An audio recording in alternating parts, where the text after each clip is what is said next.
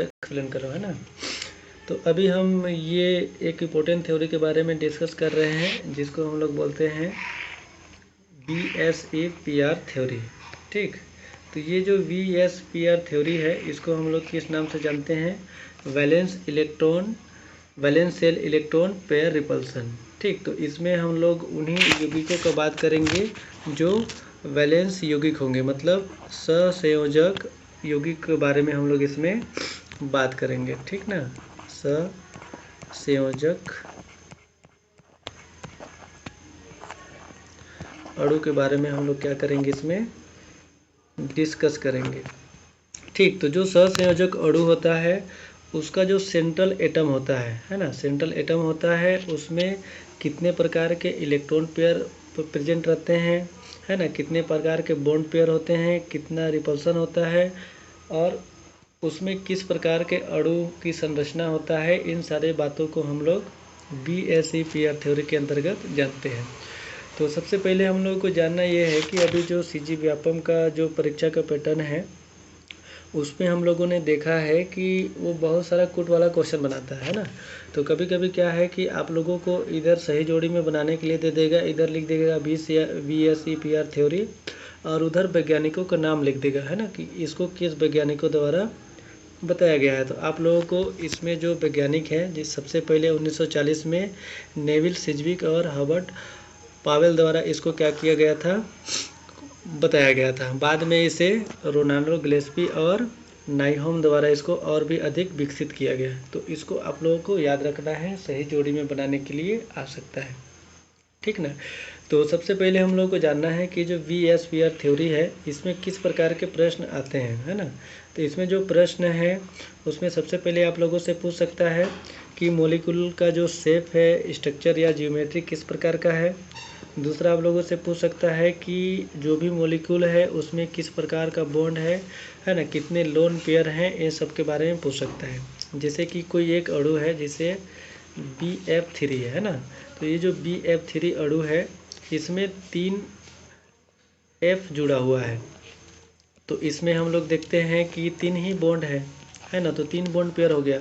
अगर यहीं पर अगर हम लोग दूसरा अणु H2O को देखते हैं तो H2O का जो संरचना होता है वो इस प्रकार से होता है ना। तो इसमें इस संरचना को हम लोग बेंट स्ट्रक्चर बोलते हैं। तो इसमें इसके पास 2 जोड़ी लोन पेयर होते हैं। तो यहाँ पर लोन पेयर बॉन्ड पेयर भी आप लोगों से पूछ रहा है कि कितना लोन पेयर कितना बॉन्ड पेयर, और इसमें आपसे ये भी पूछ रहा है कि इसमें किस प्रकार का संकरण पाया जाता है। ठीक है, इसके बाद आप लोगों से पूछेगा इसमें कि इसका स्ट्रक्चर कैसा होता है, मतलब आइसो स्ट्रक्चर या आइसो इलेक्ट्रॉनिक कौन कौन सा है। तो आइसो का मतलब होता है समान, है ना। आइसो का मतलब क्या होता है, समान होता है। तो आइसो मतलब एक समान, एक समान। तो 2 अणु आप लोगों को दे देगा, उसमें से पूछेगा कि कौन कौन सा अणु एक समान है ना। तो इसमें आप लोगों से 2 प्रकार से पूछेगा, एक तो आप लोगों से स्ट्रक्चर पूछेगा, एक इलेक्ट्रॉन पूछेगा। तो इलेक्ट्रॉन में हम कौन सा बात करते हैं, तो वैलेंस इलेक्ट्रॉन को बात करते हैं ना। वैलेंस इलेक्ट्रॉन मतलब जो भी आखिरी में 2 कक्षक होते हैं, जब इलेक्ट्रॉनिक विन्यास निकालते हैं तो जो कक्षक आखिरी में इलेक्ट्रॉन दिखाते हैं उन्हीं को हम लोग बोलते हैं वैलेंस इलेक्ट्रॉन। तो आप लोगों से सेम स्ट्रक्चर में पूछेगा कि कौन कौन सा स्ट्रक्चर का वैलेंस इलेक्ट्रॉन समान है, मतलब आइसो इलेक्ट्रॉनिक है, कि कौन सा आइसो स्ट्रक्चर है। अगला प्रश्न आप लोगों से पूछ सकता है कि जो भी मॉलिक्यूल है वो आइडेंटिकल है कि नॉन आइडेंटिकल है ना। तो इसमें आप लोगों को जियोमेट्री को ध्यान में रखना है। तीसरा आप लोगों से मतलब अगला क्वेश्चन पूछ सकता है कि जो भी मॉलिक्यूल है वो प्लेनर है कि नॉन प्लेनर है। प्लेनर मतलब जिसके सभी बॉन्ड एक समान में रहते हैं, मतलब जो भी बॉन्ड का जो एंगल रहेगा वो समान रहता है, तो उसको हम लोग प्लेनर बोलते हैं। और नॉन प्लेनर उसको बोलते हैं जो विकृत रूप से पाया जाता है, मतलब एक बॉन्ड का तुमको 120 रहेगा तो एक बॉन्ड 90 डिग्री रहेगा, ऐसे रहता है, तो उसको हम लोग नॉन प्लेनर बोलते हैं, है ना। इसके बाद हम लोग देखेंगे कि जो VSPR थ्योरी है उसका रूल क्या है, हम लोग कैसे इसको समझ सकते हैं। तो सबसे पहला रूल है कि कोई भी मॉलिक्यूल दिया रहेगा उसका सबसे पहले हम लोग सेंट्रल एटम को क्या करेंगे, फाइंड आउट करेंगे कि कौन सा सेंट्रल एटम है। जैसे कि उदाहरण के लिए ClF3, तो ClF3 में हम लोग को जानना है कि सेंट्रल एटम कौन सा है। तो इसको जानने के लिए हम लोग सबसे पहले क्या यूज करेंगे, तो इलेक्ट्रोनेगेटिविटी यूज करेंगे, है ना। मतलब दोनों मॉलिक्यूल में किसका इलेक्ट्रोनेगेटिविटी कम है वही क्या होगा, वो सेंट्रल एटम होगा। ठीक, मतलब जिसका इलेक्ट्रोनेगेटिविटी सेम होगा वही क्या हो, कम होगा वही क्या होगा, सेंट्रल एटम होगा। तो हम लोगों ने पढ़ा है कि जब आवर्त सारणी में हम लोग ऊपर से नीचे आते हैं तो जो इलेक्ट्रोनेगेटिविटी होता है वो क्या होता है, घटता है ना, मतलब घटता है। और बाएं से दाएं जाते हैं तो बढ़ता है। तो उसको हम लोग क्या बोलते हैं, इलेक्ट्रोनेगेटिविटी बोलते हैं। ठीक है, तो यहाँ पर देखिए इलेक्ट्रोनेगेटिविटी का क्या हो रहा है, यूज हो रहा है ना। फिर दूसरा रूल क्या बोल रहा है कि दूसरा में हम लोग को पढ़ना है कि जानना है कि जो भी मॉलिक्यूल है ना, जो भी मॉलिक्यूल है उसका सेंट्रल एटम के साथ में कौन कौन सा एटम क्या है, जुड़ा हुआ है, और उस एटम का क्या इलेक्ट्रॉन ज्ञात करना है, वैलेंस इलेक्ट्रॉन ज्ञात करना है। ठीक है, इसमें हम लोग दोनों का वैलेंस इलेक्ट्रॉन ज्ञात करेंगे। किसका किसका इलेक्ट्रॉन ज्ञात करेंगे, सेंट्रल एटम का भी इलेक्ट्रॉन ज्ञात करेंगे और उससे जो जुड़ा रहेगा सराउंडिंग, है ना। जैसे कि उदाहरण के लिए ये जो BF3 है ना, तो BF3 में 3 F जुड़ा है, तो इसको हम लोग सराउंडिंग बोलेंगे, और बीच वाला को क्या बोलेंगे, सेंट्रल बोलेंगे। ठीक है, तो इसके लिए एक मैं इसमें लिख दिया हूँ, मतलब एक टेबल में, जिससे हम लोग आसानी से फाइंड आउट कर सकते हैं। तो सबसे पहले जो ग्रुप 13 वाले रहते हैं, मतलब बोरोन फैमिली होते हैं ना, तो उसका जो सेंट्रल एटम का वैलेंस इलेक्ट्रॉन होता है वो 3 होता है। इसके बाद जो ग्रुप 14 कार्बन फैमिली का, उसका 4 होता है। ग्रुप 15 नाइट्रोजन फैमिली का 5 होता है। ग्रुप 16 ऑक्सीजन फैमिली का 6 होता है। ग्रुप 17 फ्लोरीन फैमिली का 7 होता है। और जो ग्रुप 18 होते हैं इनर्ट गैस वाले, उसका वैलेंस इलेक्ट्रॉन कितना होता है, 8 होता है ना। तो ये सेंट्रल एटम के लिए है ना, जो सेंट्रल एटम हम लोग फाइंड आउट करेंगे उसके लिए। इसके बाद दूसरा हम लोग को देखना है कि जो सराउंडिंग एटम जो जुड़े होते हैं वो किस प्रकार के हैं। तो हम लोग को केवल जो यूनिमोलिकुलर होंगे उन्हीं को ध्यान में देना है ना, उन्हीं को ध्यान में देखना है। तो यूनिमोलिकुलर 2 ही रहते हैं, एक ग्रुप 17 का रहता है और एक हाइड्रोजन रहते हैं, है ना, जिसका वैलेंस इलेक्ट्रॉन 1 रहता है। मतलब जिसको अपना अष्टक पूर्ण करने के लिए 1 इलेक्ट्रॉन का जरूरत पड़ता है, उसी को हम लोग क्या बोलते हैं, यूनिमोलिकुलर एटम बोलते हैं। तीसरा रूल क्या बोलता है कि हम लोग को उसका स्टेरिक नंबर ज्ञात करना है ना। तो स्टेरिक नंबर ज्ञात करने के लिए हम लोग का एक फार्मूला से हम लोग को पता चलता है कि मॉलिक्यूल का जो इलेक्ट्रॉन पेयर है और जो हाइब्रिडेशन है वो किस प्रकार का है। तो हम लोग को ये फार्मूला को हमेशा याद रखना है, ये फार्मूला बहुत ही इंपॉर्टेंट है। ठीक, तो इस फार्मूला से आप लोग किसी भी मॉलिक्यूल का संकरण फाइंड आउट कर सकते हैं और उसके अनुसार जो उसका जियोमेट्री होगा और उसका स्ट्रक्चर होगा उसको भी आप जान सकते हैं। तो सबसे पहले फार्मूला है Z बराबर M plus N plus O plus minus P, है ना, बट्टे में 2। तो Z बराबर हो गया आपका स्टेरिक नंबर, M बराबर हो गया total number of valence electron of central atom, है ना, कि जो सेंट्रल एटम है उसका वैलेंस इलेक्ट्रॉन कितना होता है। ठीक है, तो उसके लिए यहाँ पर मैं ग्रुप वाइज बता दिया हूँ कि जिस ग्रुप का रहेगा उस हिसाब से हम लोग वहाँ से M का मान रखेंगे। इसके बाद N बराबर है कि total number of valence electron of surrounding unimolecular atom, है ना। यहाँ पर क्या ध्यान देना है, यूनिमोलिकुलर एटम ध्यान देना है। तो यूनिमोलिकुलर एटम 2 ही होते हैं, एक तो जो ग्रुप 17 वाले होते हैं, मतलब X बराबर इसमें फ्लोरीन हो जाता है, क्लोरीन हो जाता है, ब्रोमीन और आयोडीन, और दूसरा क्या है, हाइड्रोजन, है ना। बस यही 2 एटम को हम लोग यहाँ से N का वैल्यू ले सकते हैं। इसके बाद O बराबर, अगर मॉलिक्यूल में प्लस चार्ज है तो हम लोग O का वैल्यू लेंगे, और यदि माइनस चार्ज है तो नहीं, पहले अगर माइनस है तो हम लोग O लेंगे, मतलब O को हम लोग को जोड़ना है, मतलब जो भी माइनस चार्ज रहेगा उसको क्या करना है, जोड़ना है ना। अगर उसमें प्लस चार्ज दिया है तो जितना प्लस चार्ज रहेगा उसको उतना नंबर से घटाना है। अगर किसी मॉलिक्यूल में एक प्लस है, जैसे कि Br F2 माइनस, तो यहाँ पर जो O का वैल्यू हो जाएगा वो 2 हो जाएगा, है ना। अगर यहीं पर BrF2 प्लस दिया है तो यहाँ पर हम लोग क्या करेंगे, इसको घटाना है, इसको, है ना, इसको क्या करेंगे, घटाना है। लेकिन ऊपर वाले को क्या करेंगे, ऐड करना है, मतलब जोड़ना है। तो इसको क्या करना है, आप लोगों को ध्यान में रखना है, ठीक है। तो ये फॉर्मूला बहुत ही इंपॉर्टेंट है, इसको अच्छे से आप लोग को याद रखना है। सबसे पहले हम लोग इस फॉर्मूला के आधार पर किसी भी मॉलिक्यूल का क्या ज्ञात करेंगे, स्टेरिक नंबर ज्ञात करेंगे। अगर स्टेरिक नंबर 2 आता है तो उसमें sp संकरण पाया जाएगा और उसका संकरण कैसा होगा, लीनियर होगा, है ना, मतलब रेखीय होगा। अगर स्टेरिक नंबर 3 मिल रहा है ना, तो उसका संकरण उसमें क्या पाया जाएगा, sp2, और उसका जो संरचना होगा ट्राइगोनल प्लेनर होगा, मतलब त्रिकोणीय समतलीय होगा। इसके बाद अगर स्टेरिक नंबर 4 मिल रहा है तो उसमें संकरण sp3 होगा और उसमें जो आइडेंटिकल, यहाँ पर देखिए आप लोगों को लिखा है आइडेंटिकल जियोमेट्री, तो क्या होगा, टेट्राहेड्रल होगा, है ना। अगर स्टेरिक नंबर 5 मिल रहा है तो उसमें कौन सा संकरण होगा, sp3d संकरण होगा, ठीक है। और उसका जो संरचना होगा ट्राइगोनल बाईपिरामिडल, इसको शॉर्ट फॉर्म में हम TBP वो भी बोलते हैं। इसके बाद अगर स्टेरिक नंबर 6 मिल गया तो उसमें sp3d2 संकरण होगा और जो आइडेंटिकल जियोमेट्री होगा वो ऑक्टाहेड्रल होगा, है ना। इसके बाद फिर जो अगर हम लोग को मान लीजिए स्टेरिक नंबर 7 मिल गया तो उसमें sp3d3 संकरण होगा और पेंटागोनल बाईपिरामिडल स्ट्रक्चर होगा, इसको शॉर्ट फॉर्म में हम PBP भी बोलते हैं, ठीक है। इसके बाद जो चौथा रोल है, चौथा रोल यहाँ पर ये बोलता है हम लोगों को कि जो भी मॉलिक्यूल है ना, उसमें जो बॉन्ड है और जो लोन पेयर पाया जा रहा है उसमें किस प्रकार का इंटरेक्शन होता है। तो सबसे ज़्यादा रिपल्सन होता है लोन पेयर के बीच में। इसके बाद फिर रिपल्सन होता है लोन पेयर बॉन्ड पेयर के बीच में, फिर बॉन्ड पेयर, है ना। तो लोन पेयर बॉन्ड पेयर आप लोगों को समझ में आ रहा है। तो देखिए सबसे पहले मान लीजिए कि हम लोग H2O का संरचना देखते हैं, है ना।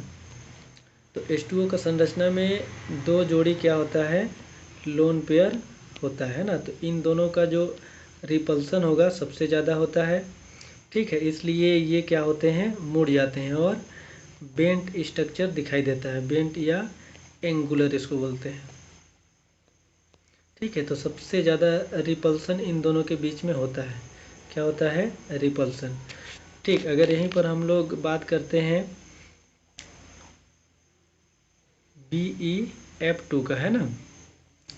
तो ये जो BeF2 है, यहाँ पर 2 F आपस में जुड़ा हुआ है, ठीक है, मतलब फ्लोरीन।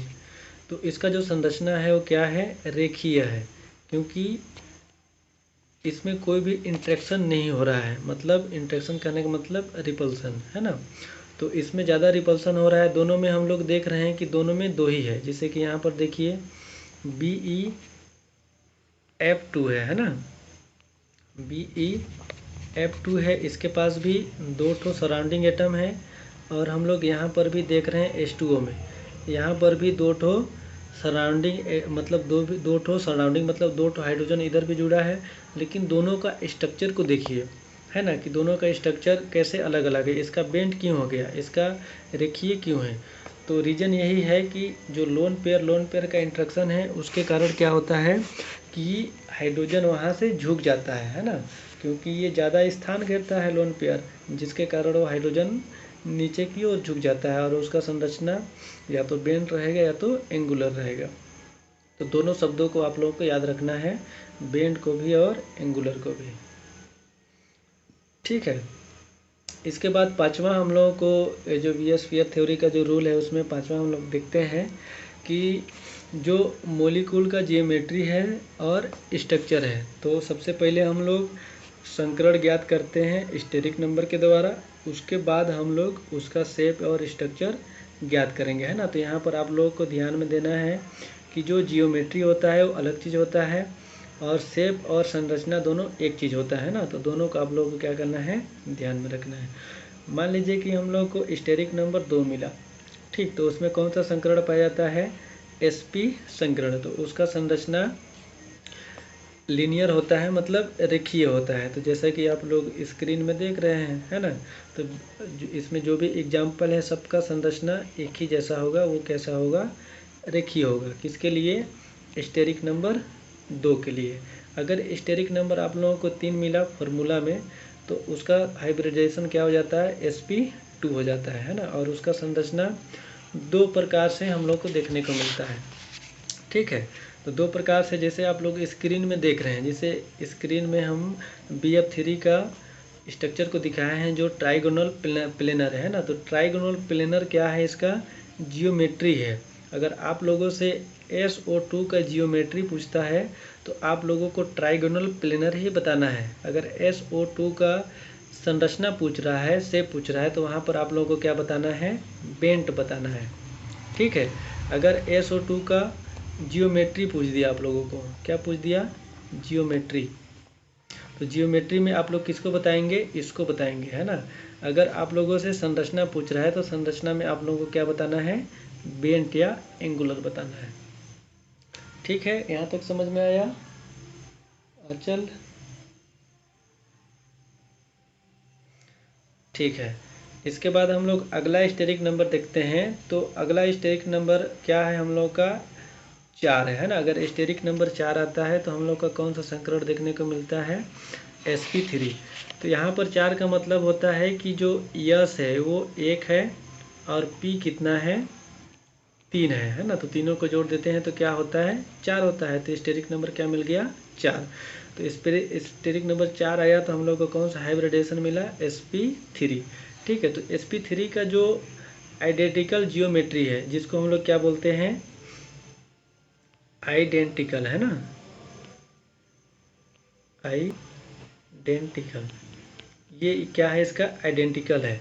ठीक है, और इधर जो आया है वो क्या है? नॉन आइडेंटिकल है। ठीक, तो अगर आप लोगों से पूछता है NH3 का जियोमेट्री, है ना, तो जियोमेट्री अगर आपसे पूछ रहा है तो आप लोग क्या बताओगे? NH3 का जियोमेट्री टेट्राहेड्रल होता है। अगर संरचना पूछ रहा है तो पिरामिडल बताना है ना।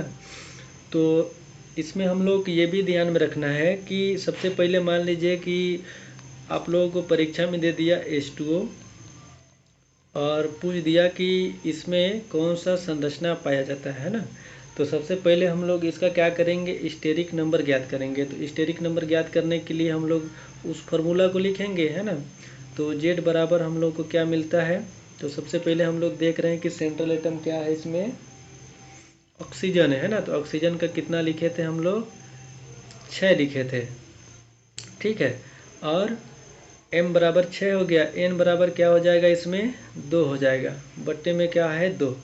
ठीक, तो हम लोग इसका निकालेंगे तो 8/2 हो गया और 4 आ गया। तो 4 आया तो हम लोग इसमें देखेंगे स्टेरिक नंबर के हिसाब से तो संकरण तो हम लोग का sp3 ही आया है। लेकिन sp3 का जो एक्चुअल जियोमेट्री होता है वो टेट्राहेड्रल होता है। लेकिन हम लोग के पास 2 ही बॉन्ड पेयर हैं H2O में, है ना। तो उसमें हम लोग देखेंगे कि 2 तो बॉन्ड पेयर है, लेकिन 2 उसके पास क्या है? लोन पेयर भी होता है। ठीक है, जिसके कारण H2O का संरचना क्या हो जाता है? बेंट हो जाता है, या फिर इसको क्या बोलते हैं हम लोग?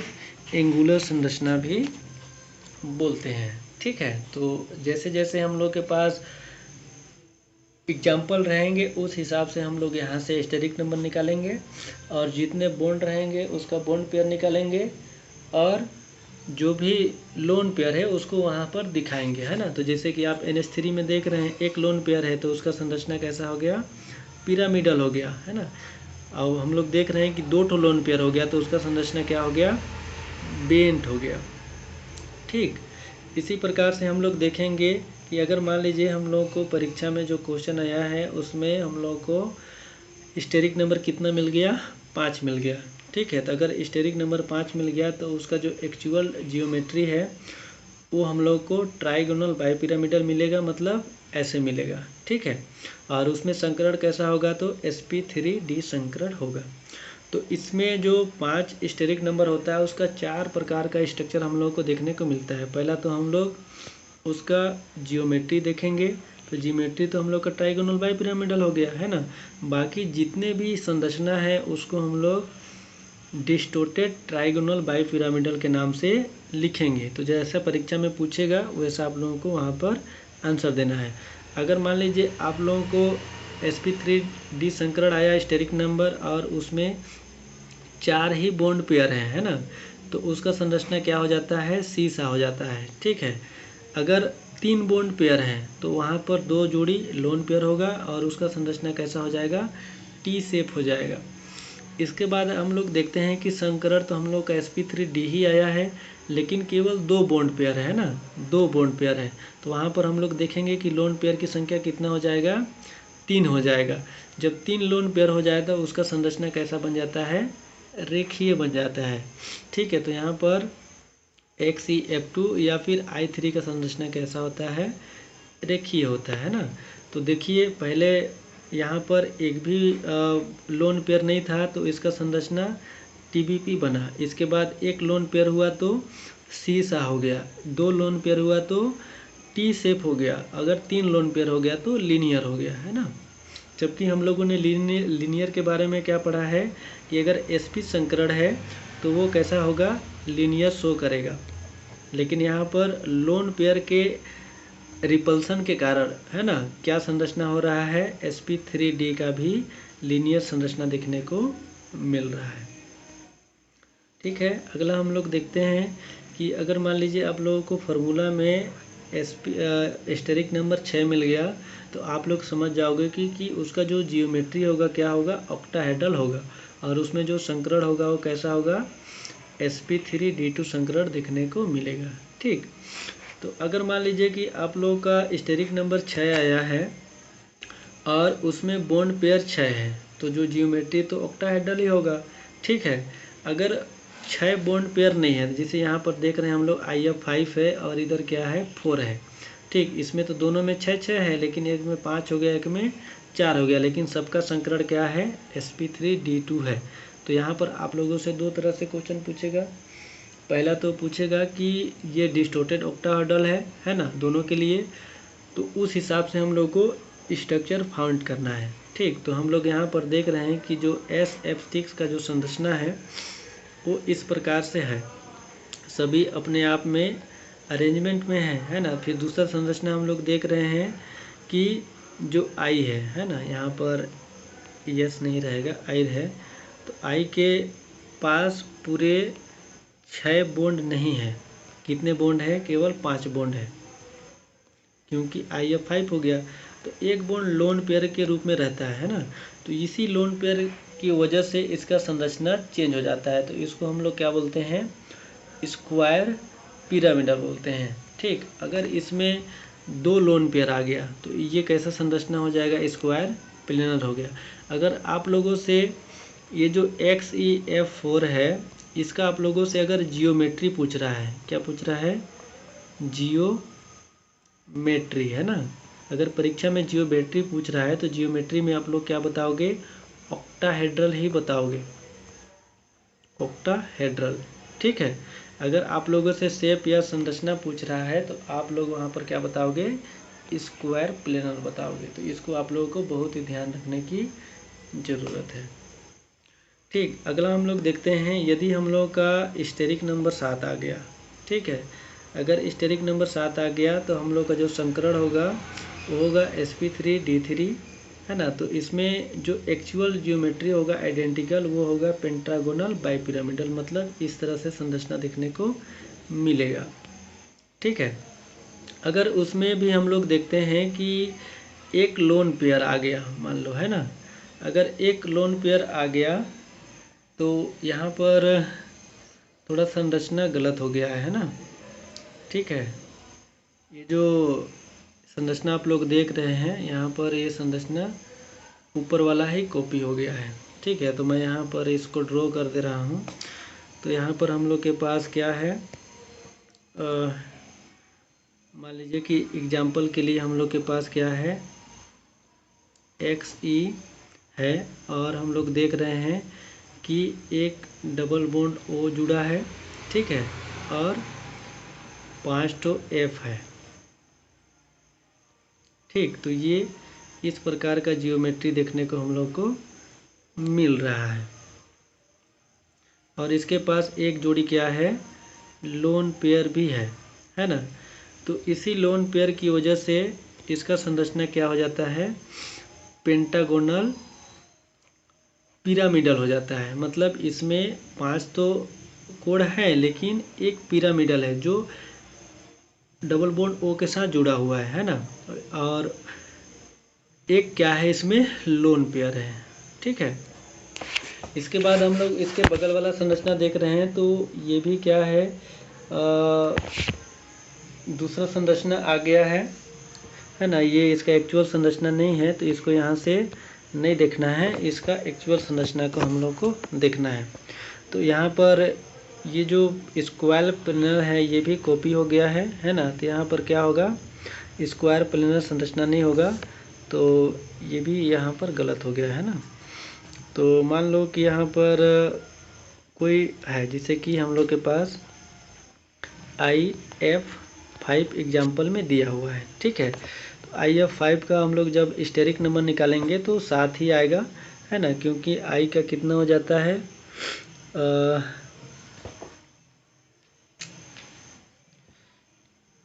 I का हम लोग अगर वो निकालते हैं, क्या बोलते हैं कि स्टेरिक नंबर, है ना। तो Z बराबर हम लोग निकालेंगे तो I का कितना हो जाता है, वैलेंस इलेक्ट्रॉन, क्योंकि वो सेंट्रल एटम हो जाएगा, है ना। तो हो जाएगा हम लोग का 7।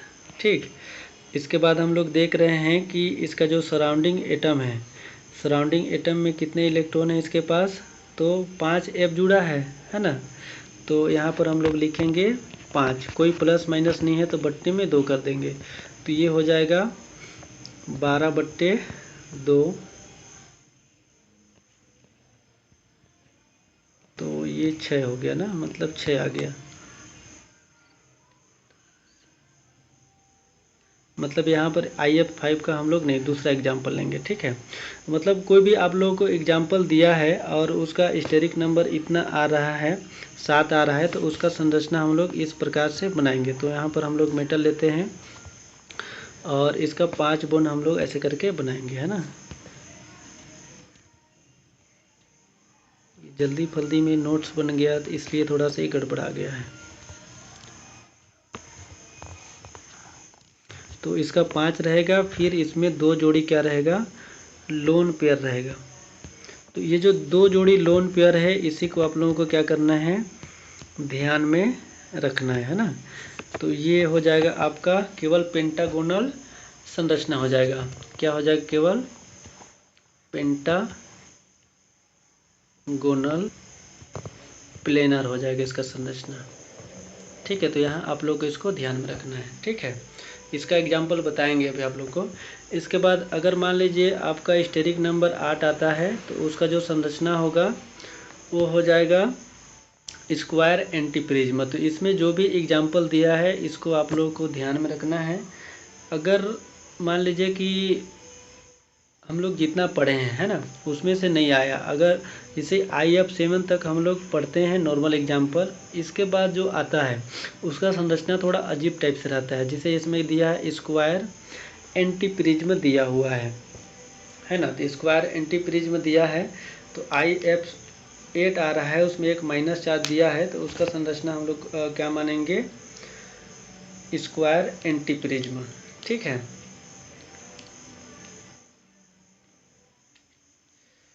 तो इसका एक एग्जाम्पल देख लेते हैं हम लोग पेंटागोनल प्लेनर का। जैसे कि यहाँ पर ये गलत हो गया था, है ना। तो इसका एक एग्जाम्पल आप लोग के सामने है। तो आप लोग सबसे पहले क्या करेंगे, इसका स्टेरिक नंबर निकालेंगे और स्टेरिक नंबर के बाद उसमें देखेंगे कि उसमें किस प्रकार का संकरण है ना। तो उदाहरण के लिए आप लोगों के पास है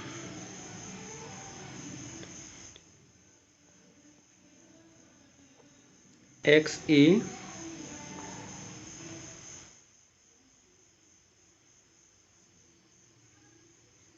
F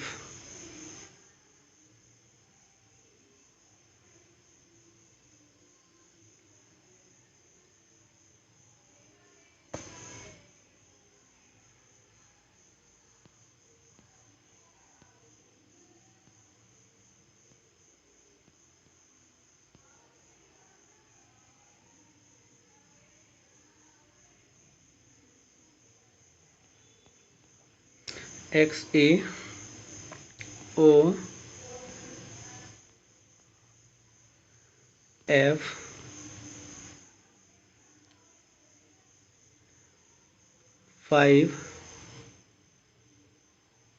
XeO4 2 माइनस, है ना। ये एक एग्जाम्पल है। तो सबसे पहले हम लोग क्या फाइंड आउट करेंगे, इसका जेड बराबर लिखेंगे। देखते हैं इसका निकलता है कि नहीं। तो जेड बराबर लिखेंगे तो हम लोग लिखेंगे 8 + 2 + 4 बट्टे में 2, है ना। तो ये हम लोग का हो जाएगा 14/2 मतलब 7। स्टेरिक नंबर 7 आया तो इसमें कौन सा संकरण हो गया हम लोग का, sp3d संकरण हो गया। तो जब हम लोग Xe4 2 माइनस का जब हम लोग संरचना बनाएंगे तो कैसा संरचना बनेगा, है ना। तो देखिए कैसा बनेगा। तो सबसे पहले हम लोग बनाएंगे, जो सेंट्रल एटम है उसको रखेंगे। तो यहाँ पर जो सेंट्रल एटम है, हाँ सर मेरे में तो जो पहला वाला था ना पेज BSEPR थ्योरी वाला वही है। आप जो कुछ लिख भी रहे होंगे स्क्रीन पर वो मेरे को दिख ही नहीं रहा है काफी टाइम से। अच्छा, अभी जो स्क्रीन दिखा रहा है वो नहीं दिख रहा है। मेरे को नहीं दिख रहा है, बाकी तो पता नहीं, लेकिन मेरे को तो जहाँ था वही है, बस चौरस कुछ भी नहीं हुआ है, दिख भी नहीं रहा है। अच्छा मतलब बस वही दिख रहा है पहला वाला पेज। अच्छा, तो इसमें तो मैं पूरा पेजे का पढ़ा रहा हूँ। चलो ठीक है ना, इसमें एक संरचना आखिरी है ये, इसके बाद मैं तुमको भेजता हूँ इसको, है ना। तो जो हाँ नोट्स है हाँ तुम्हारे पास उसमें मिला लेना इसको। तो हाँ, ठीक अब है सर। हाँ, अभी हम लोग जो संरचना बना रहे हैं XeO4 2 माइनस का, है ना। तो ठीक इसमें हम लोग देख रहे हैं कि ठीक। बॉन्ड पेयर कितना है। तो बॉन्ड पेयर हम लोग के पास है एक O है, तो डबल बॉन्ड O के साथ O जुड़ेगा। इसके बाद 4 ठो F है ना। तो एक F यहाँ पर हम लोग जोड़ देंगे, F यहाँ पर, क्योंकि 4 F का बॉन्ड पेयर हम लोग को यहाँ पर देखने को मिल रहा है। ठीक है, तो इसको हम लोग मिला देंगे तो हम लोग को देख रहे हैं कि पेंटागोनल पेनिनल स्ट्रक्चर बन गया है। इसके बाद हम लोग देख रहे हैं कि इसमें 2 जोड़ी लोन पेयर इलेक्ट्रॉन है ना।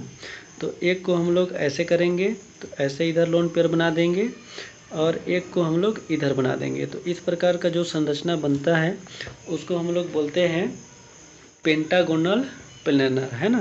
तो यहाँ पर ये थोड़ा मिस्टेक हो गया है, यहाँ से आप लोग सुधार लीजिएगा। इसका संरचना क्या हो जाएगा, पेंटागोनल प्लेनर, है ना, पेंटागोनल प्लेनर। ठीक है, तो आज का ये जो टॉपिक था बहुत ही इम्पोर्टेंट टॉपिक था। इससे रिलेटेड कम से कम 1-2 क्वेश्चन हमेशा परीक्षा में आते हैं।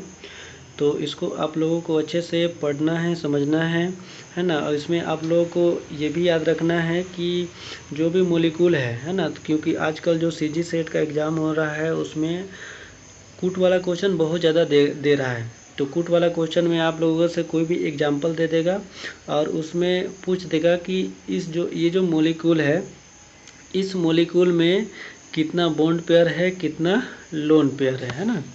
तो ये सब आप लोग को क्या करना है, ध्यान में रखना है। तो इसको अच्छे से आप लोग पढ़िए, समझिए और कोई भी डाउट होता है तो उसको पूछ लीजिए।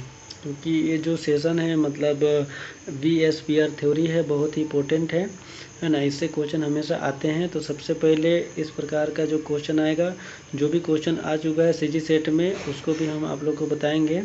तो सबसे पहले आप लोग को इससे रिलेटेड जो क्वेश्चन है उसको बनाने के लिए ये जो फार्मूला होता है ना, इस फार्मूला को अच्छे से याद रखना है। इसी से आप लोग स्टेरिक नंबर निकालेंगे। स्टेरिक नंबर निकालेंगे तो उससे आप लोगों को संकरण पता चलेगा कौन सा संकरण है, और संकरण के आधार पर आप उसका संरचना आइडेंटिफाई कर सकते हैं। ठीक है, तो ठीक है ना।